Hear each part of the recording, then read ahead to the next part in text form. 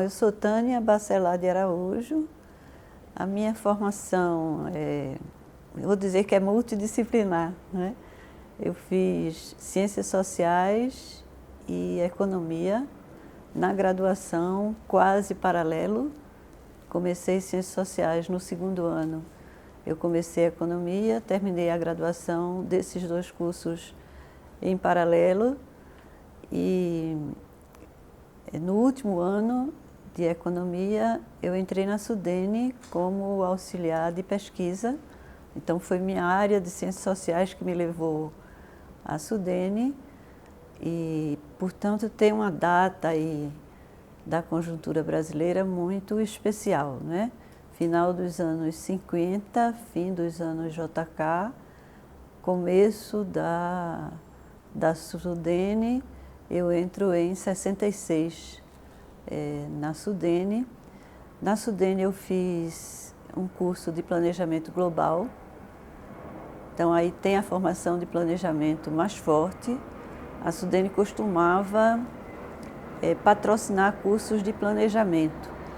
Então ela tinha uma política de acesso à instituição muito interessante.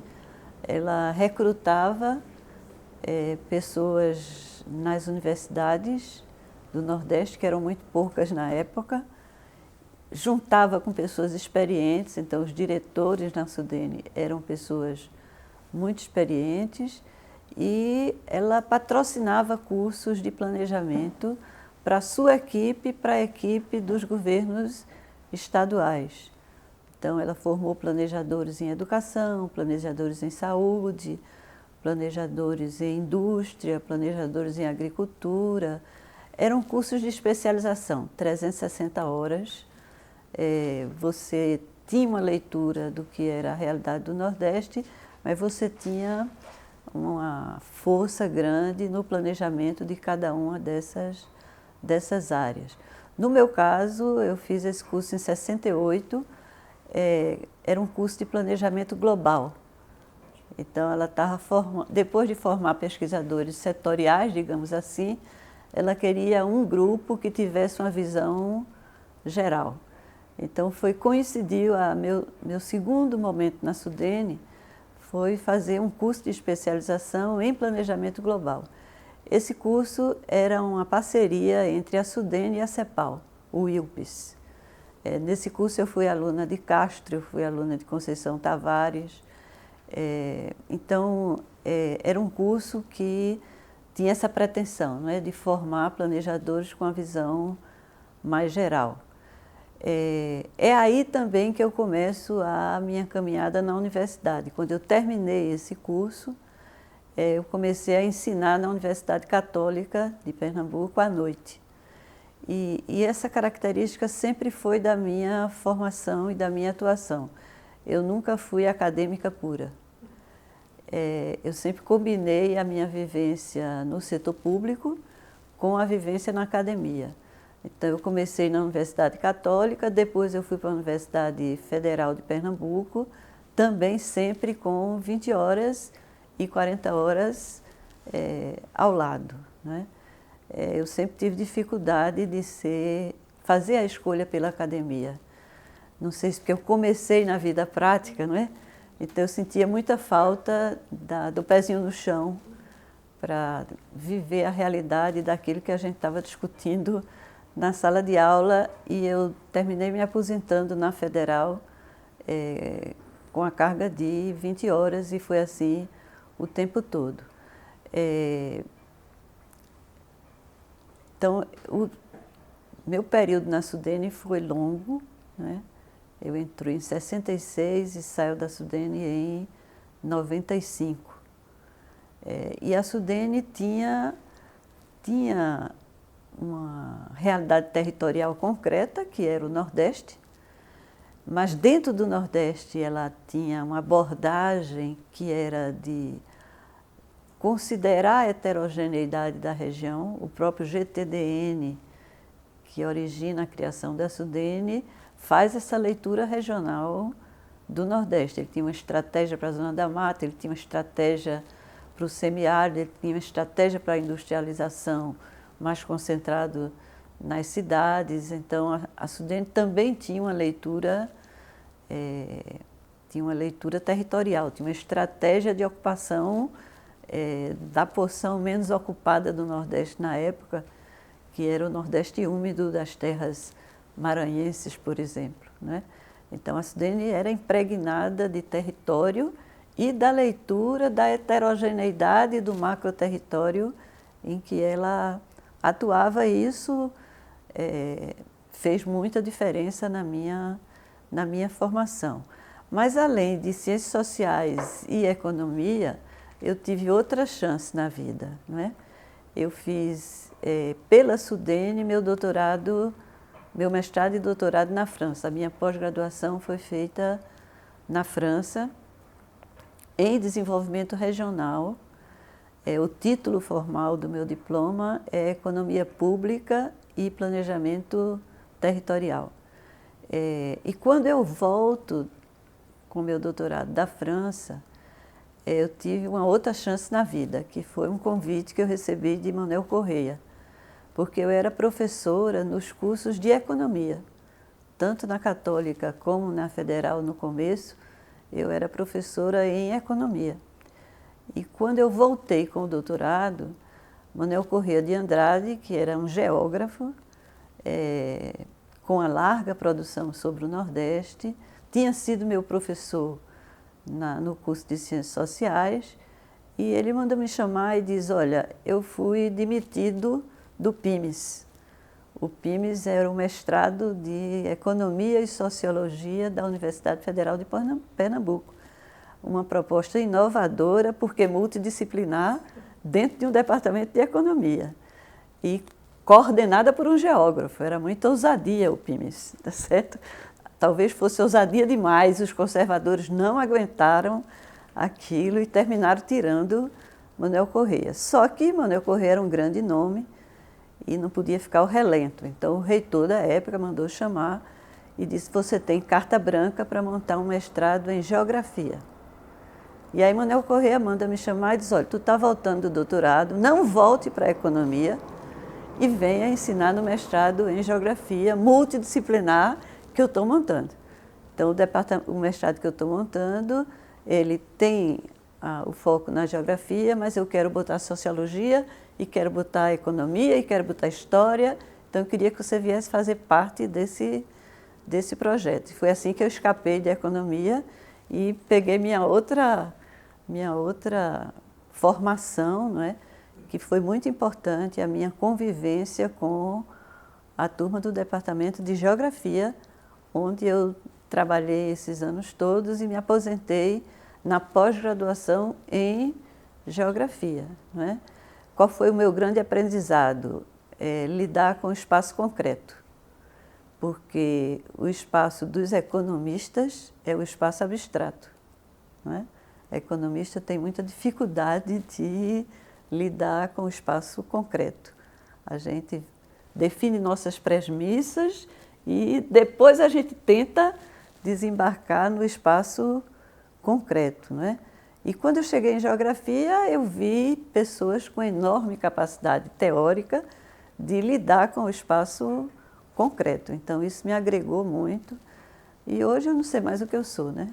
Eu me apresento como economista, digo que... Eu acho que essa é a minha formação mais forte, né?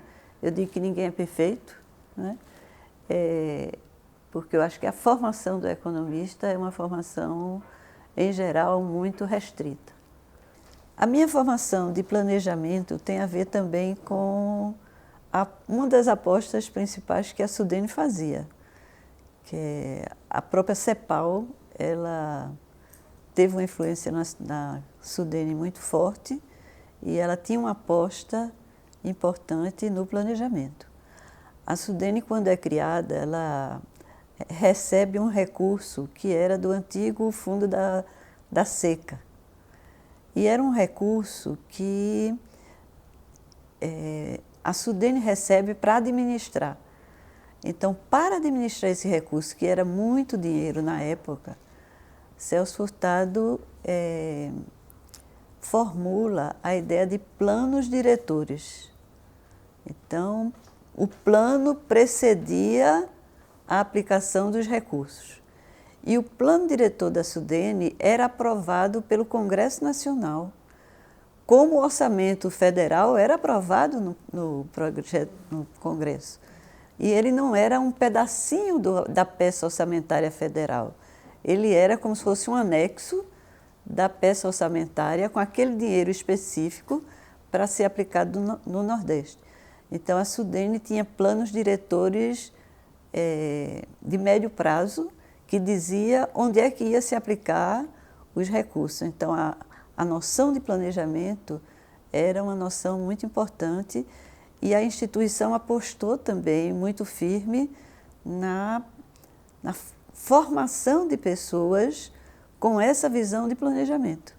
Então, a equipe da Sudene era uma equipe multidisciplinar que entrava na Sudene e fazia cursos onde a matéria de planejamento era uma matéria central, tá certo? Ela tinha um sistema interno de planejamento. Ela tinha uma assessoria técnica, que era a unidade central de planejamento, e cada departamento da Sudene tinha uma unidade de planejamento daquele tema que ela tratava. Então, ela tinha uma prática cotidiana de planejamento. Então, de onde é que veio a minha experiência de planejamento? Fundamentalmente da Sudene. Esse curso de planejamento global que eu fiz, ele formou essa equipe que substituiu a primeira equipe da unidade central. Por isso que eles chamavam de planejamento global, não é? Na época, depois de entrar como pesquisadora, que para mim foi importantíssimo, porque como eu fazia pesquisa direta, eu tive a chance de conhecer o Nordeste quase inteiro. A gente vivia andando no Nordeste, eu acho que isso também foi um aprendizado muito importante. Mas depois, no segundo momento, eu passei para a unidade de planejamento de recursos humanos e dessa unidade é que eu fui para a assessoria técnica, tendo feito esse curso de planejamento global para acessar a assessoria técnica. Então, essa visão de planejamento era muito forte na Sudene e foi a minha grande escola, não é? E eu passei mais tempo na Sudene nessa unidade de planejamento global. E cheguei a ser diretora de planejamento global na Sudene antes de sair. Quando eu saio, eu fui convidada para ser secretária de planejamento do governo de Pernambuco.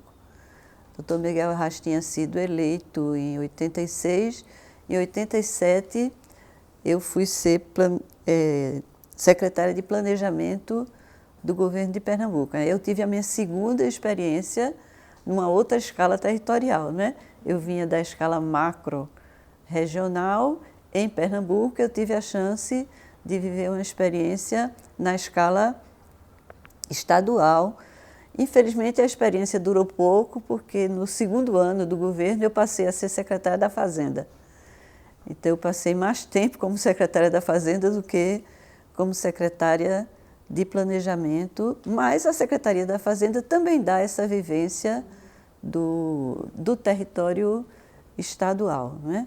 No momento seguinte, quando eu saio do governo, eu vou para a Fundação Joaquim Nabuco, dirigi o Departamento de Economia da Fundação de Joaquim Nabuco, e aí eu passei 4 ou 5 anos mais na área de estudos e pesquisa, que era o forte da Fundação Joaquim Nabuco. Em seguida, eu volto para a Sudene e me aposentei aí na volta da fundação, eu me aposentei na Sudene e, paralelamente, minhas 20 horas na universidade, eu abri uma consultoria que trabalha muito com estudos e planejamento. O nome da consultoria é Consultoria em Economia e Planejamento. Então, o planejamento foi sempre me acompanhando ali o tempo todo. E no começo dos anos 2000, eu tive a experiência mais difícil da minha vida, que foi ser secretária de planejamento da prefeitura da cidade do Recife. Também no governo de ruptura, não é? O governo do Dr. Arraes tinha sido um governo de ruptura, porque Pernambuco tinha sido governado ao longo da ditadura pelos conservadores. Ele era um governo de ruptura e esse governo era um governo petista, depois de Recife ter sido governado também por governos conservadores durante muito tempo. Então, foram duas experiências complicadas, porque eram governos de ruptura sucedendo a governos conservadores de longa data. Mas o planejamento de uma cidade foi uma experiência muito desafiadora, não é? Recife é praticamente urbana, não tem mais zona rural. É o núcleo de uma área metropolitana muito complexa e, para mim, foi um desafio muito grande ter vivido essa experiência. Durou pouco, 1 ano e pouco, mas foi uma experiência muito enriquecedora lidar agora com outra escala de planejamento, que é a escala de uma cidade, como a cidade do Recife, que é uma cidade complicada, né? Recife tinha crescido muito. Em 1950, Recife tinha 500 mil habitantes. Em 1970, Recife tinha 1.100.000. Então, metade da cidade do Recife foi construída em 2 décadas. Metade da cidade do Recife é informal e resultou do processo de ocupação dessa população que migrou para a cidade entre 50 e 70. Então, é uma cidade que pulsa a cada dia. Então, o planejamento numa cidade dessa é um desafio muito grande, com um setor imobiliário muito forte, muito poderoso e herdeiro da cana.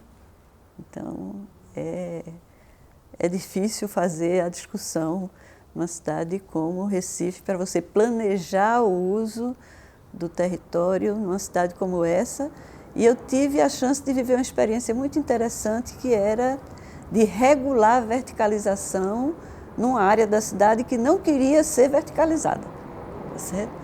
Uma área grande da cidade, e o processo de verticalização em Recife tem 2 endereços.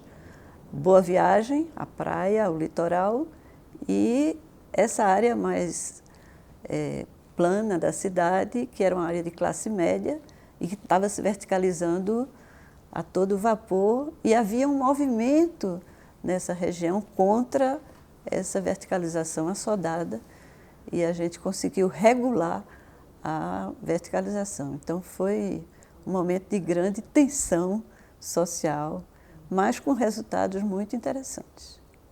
O nome da legislação ficou conhecida como a Lei dos 12 Bairros.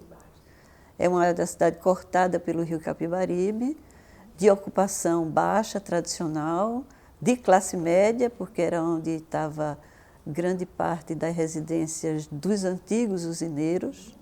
As antigas residências bonitas dos usineiros eram nessa região.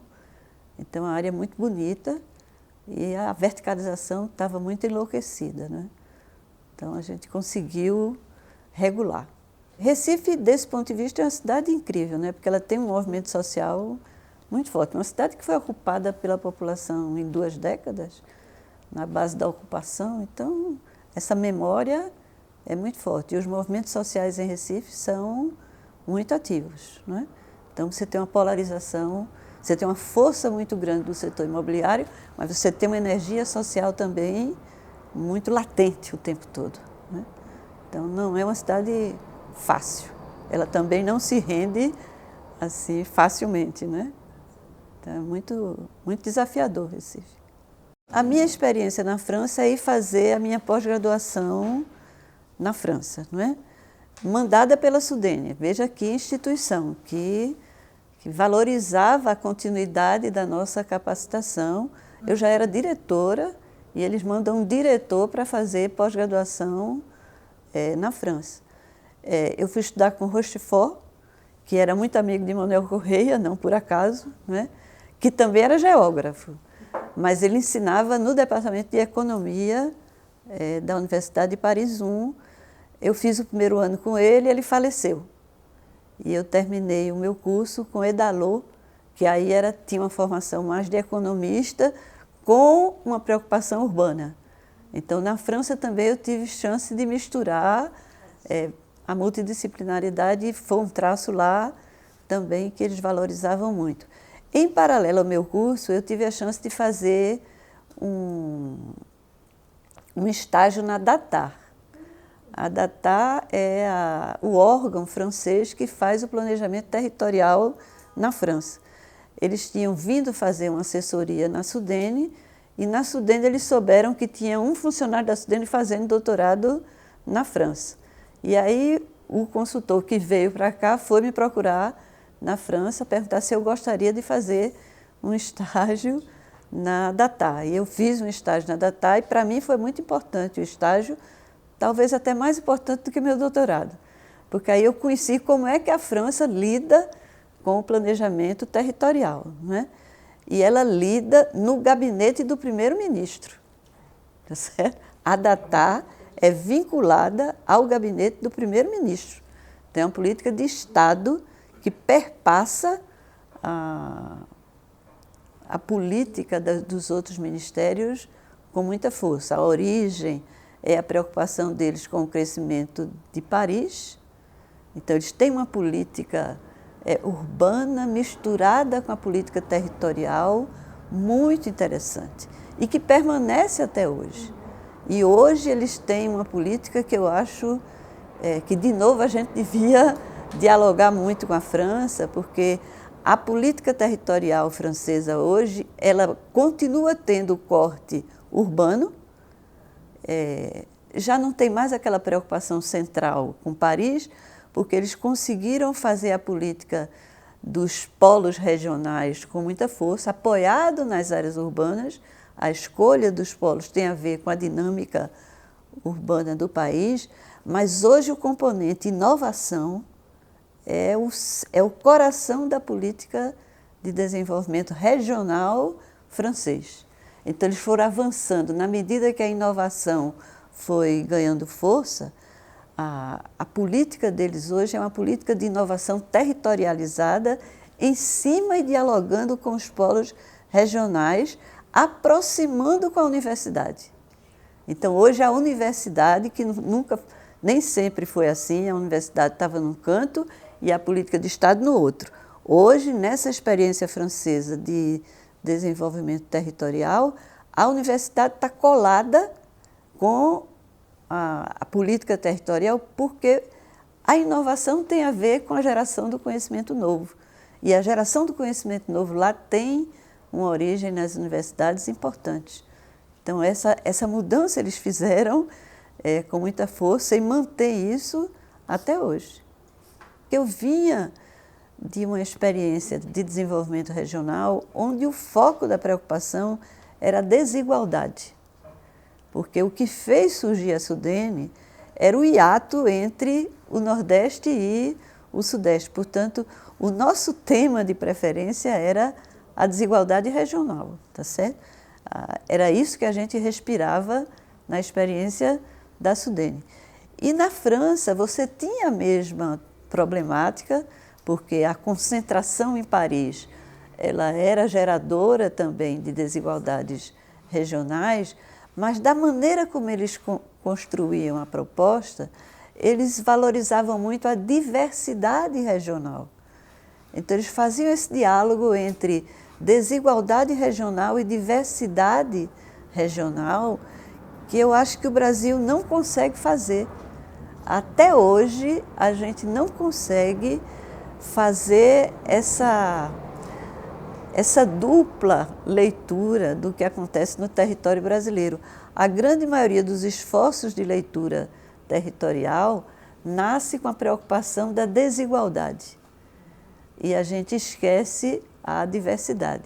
E os franceses, eles têm uma espécie de culto à diversidade, não é? De valorização do diverso, de cada região ter o que é específico daquela região, de valorizar culturalmente essa abordagem menos economicista e mais sociológica, cultural, que a política francesa tem. Também é um aprendizado muito interessante que eu acho que se aplicaria muito bem a um país como o Brasil, né? Que o Brasil não é só um país desigual, esse é o nosso passivo, mas o nosso ativo é muito parecido com o deles. O nosso ativo de diversidade regional é uma maravilha, né? Começa no ambiente natural, um país que tem 6 biomas, né?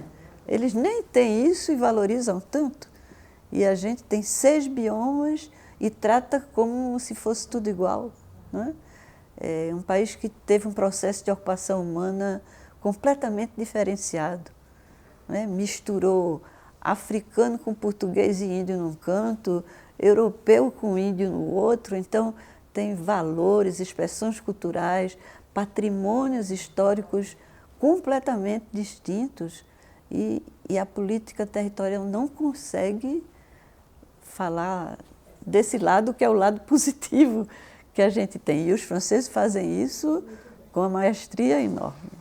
Eu acho que essa outra leitura ela está faltando, né? Então, eu acho que as nossas políticas territoriais tendem a ser políticas de combate à desigualdade. Não digo que elas não são importantes, são. Mas até para fazer o combate à desigualdade, se você valorizasse a diversidade, você teria formas de pensar diferentes, instrumentos diferentes, propostas diferentes, né? Eu digo que no Brasil a concentração matou a diversidade. A gente fez uma concentração industrial tão cavalar que a força da concentração ela foi tão grande que ela matou a força da diversidade, até hoje, né? E eu acho que as novas políticas territoriais, sem desprezar a desigualdade, deviam valorizar mais a diversidade. Por isso que eu acho que um dos avanços conceituais que a gente fez nas políticas territoriais brasileiras recentes é o tratamento multiescalar. Eu acho que esse tratamento multidimensional e multiescalar é mais difícil de fazer, mas ele é mais adequado à realidade de um país desse tamanho e tão heterogêneo e tão diverso como o da gente. Então, eu acho que a gente está saindo de uma visão mais simplificadora para uma visão mais complexa, mas eu gosto dessa visão. Eu acho que essa visão vai, quando ela tiver força para se concretizar, ela vai dar frutos melhores do que a experiência que a gente teve do passado. Eu aposto nisso. Uma experiência interessante para mim foi na escala federal, não é? Porque eu tinha experiência no governo federal, mas numa escala regional. A SUDENE era um órgão federal, mas tinha um território específico que era a região Nordeste. Então, quando eu saio da Prefeitura do Recife, eu vou para a Comissão de Transição do governo Fernando Henrique para Lula. E no primeiro ano do governo Lula, eu fui para o Ministério da Integração Nacional. E fui ser secretária de Política Regional, tá certo? Então, aí é que a gente começa a refletir sobre a nova política de desenvolvimento regional. Eu já tinha escrito um artigo antes, que era... aliás, eu tinha escrito 2 artigos. Um artigo meu que chama Nordeste e Nordestes, que eu acho que de tudo que eu escrevi é o que é mais conhecido. Qual era o foco desse meu artigo? Era a diversidade, não era a desigualdade. Tá certo? O que eu quis trabalhar naquele artigo não era a desigualdade, Era, por falar em desigualdade, tem a diversidade. E, portanto, o que a gente chama de Nordeste é uma abstração. O Nordeste é uma região muito heterogênea. Essa era a força daquele meu trabalho, tá certo? Que foi tirado da minha tese. A minha tese, essa ideia da diversidade eu trouxe da França, tá certo? E esse artigo é muito tentar botar isso na discussão. E tinha feito um segundo artigo que era alguém de uma região, como o Nordeste, desigual em relação ao resto do país, defendendo uma política nacional de desenvolvimento regional. Que eu estou convencida que é esse o estágio que o Brasil está. O Brasil não precisa mais de políticas regionais, estrito sensu, localizadas no território. O Brasil precisa fazer o que a França faz, uma leitura nacional e ter uma política nacional de desenvolvimento regional. Então, a minha ideia, força, quando eu fui para o Ministério, era defender essa visão, não é? De que é preciso que o país tenha uma política nacional de desenvolvimento regional. Essa política precisa ser multiescalar. Então, essa ideia da multiescalaridade, que eu aprendi com os geógrafos, né? Convivendo com quem conhece a fundo o espaço concreto, eu aprendi com eles isso. Um país como esse, desse tamanho e com a diversidade que a gente tem, não conseguirá fazer uma coisa correta se não tiver o tratamento multiescalar. Portanto, tem que ter a visão nacional, mas depois tem que recortar essa visão em múltiplas escalas, não é? Segundo, ela tem que, como é um país federativo, ela precisa, não pode ser só uma política federal.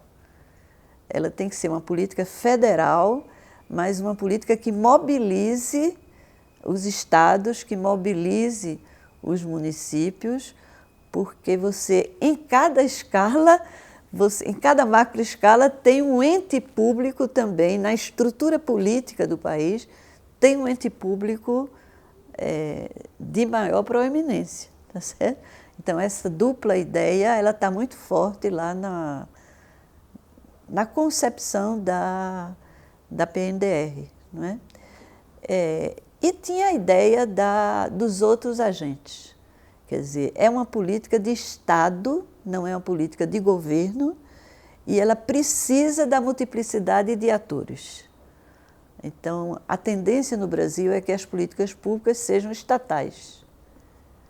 E a gente já tinha um percurso na redemocratização que sinalizava com experiências muito interessantes que a gente tem de planejamento territorial, onde o Estado dialoga com outros agentes, tanto agentes do setor privado como agentes da sociedade civil, não é? Então, ela precisa ser uma política de Estado, mas não estatal, tá certo? Não somente estatal. O Estado precisa ter um papel importante, mas quanto mais ele for capaz de articular no território com outros agentes, mais chance de acertar e de consertar as políticas a gente vai ter. Isso a gente aprendeu no movimento de redemocratização brasileira, que numa escala mais próxima do município, a gente tem muita experiência interessante para recolher esse exemplo, tá certo? Então, veja que eram noções que rompiam com a tradição anterior, não é? Eu acho que o Brasil tem um grande problema, e aí, de novo, eu acho que a gente tem que aprender com a França. Para ter uma política nacional de desenvolvimento regional, não dá para fazer essa política no Ministério da Integração. É o que eu aprendi trabalhando no Ministério da Integração, tá certo?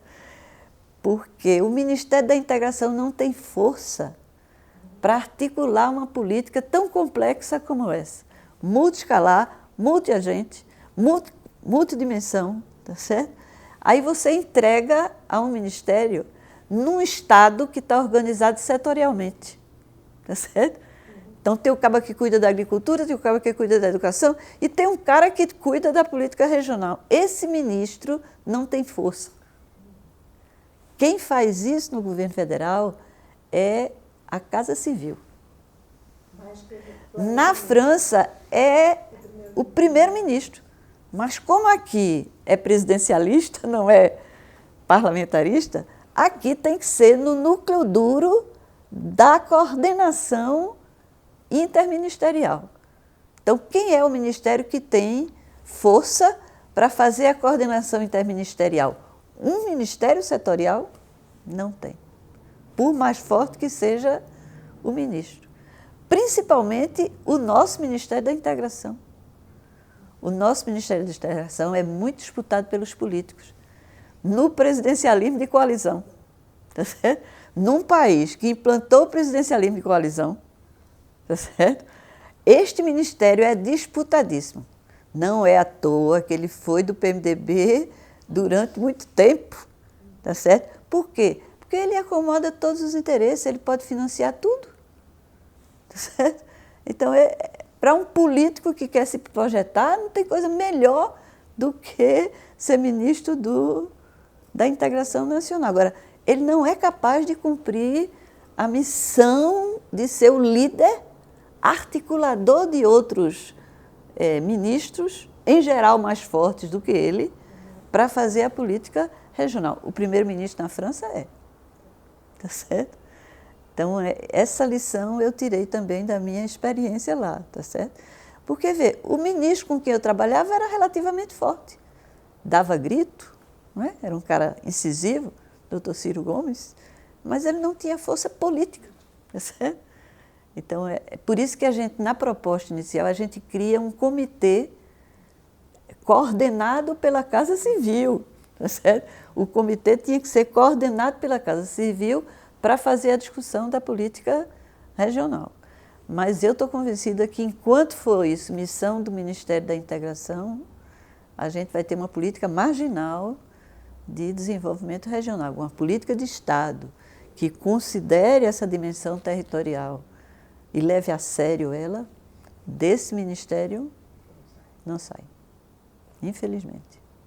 Eu queria fazer duas observações finais. Primeiro, a importância de considerar o território em todas as políticas, não é?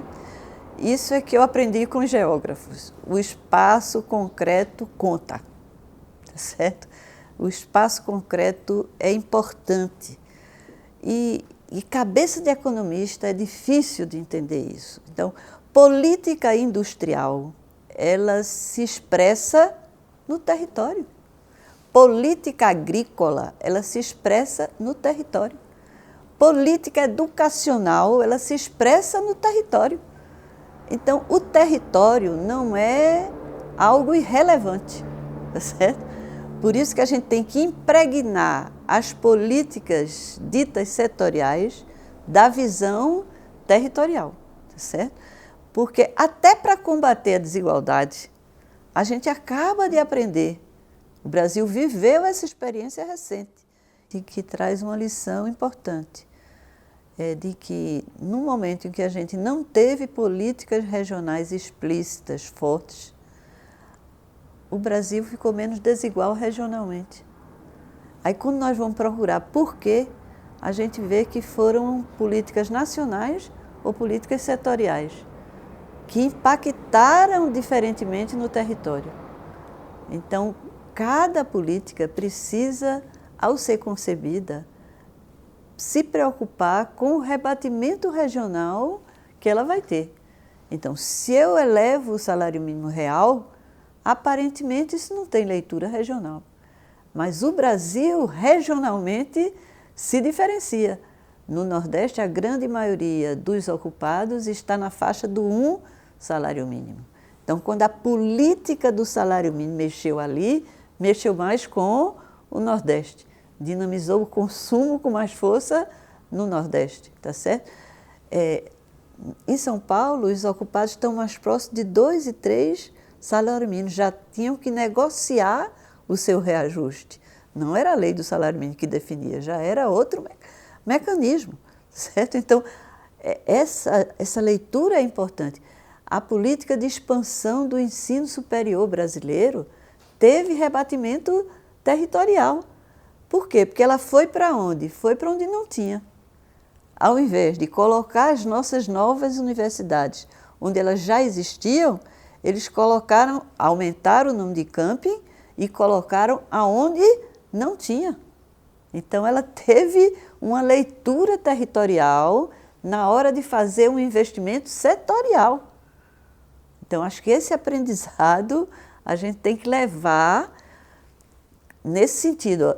Toda política, ou nacional, aparentemente abstrata, ou setorial, também territorialmente, aparentemente abstrata, não o são. E, portanto, temos que discutir como é que vai ser o rebatimento territorial dessa política, tá certo? Quando a gente decidir fazer os investimentos por PPP, os investimentos em infraestrutura por PPP, como está sendo anunciado, a gente vai ver que as PPPs vão se dirigir para as regiões que têm maior densidade econômica. Então, qual é o mapa da densidade econômica do Brasil? E nas outras que não têm densidade econômica, a gente vai fazer o quê? Então, ou a gente entende de saída que essa política aparentemente não tem rebatimento regional? Tem.